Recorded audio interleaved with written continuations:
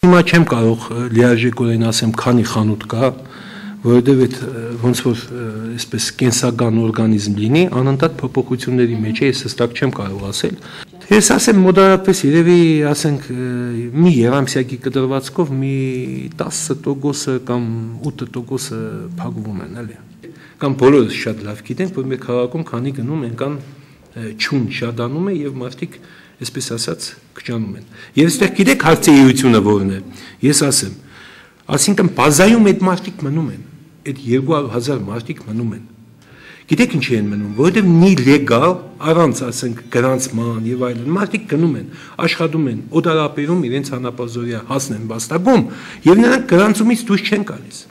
Այդ մարդիկ մնում են այստեղ, իսկ անձնագրային սեղանը ոստիկանության մեզ տալիս է այն կայուն ցուցակը, ովքեր գրանցված են քաղաքում։ Ասենք քաղաքացին դուրը փակե թողե գնացել է։ Ումից պիտի դու գանցես։ Չես կարող գանցել։ Կամ հողը անդեր թողե գնացել է, տունը անդեր թողե գնացել է։ Օրինակ ես վերջերս 58-ում պատտվեցի ու ժամի ինձ հետաքրում էր, էլի, ինչքան լույս կա, հետաքրիր, էլի, նայում ես խավարը, էլի։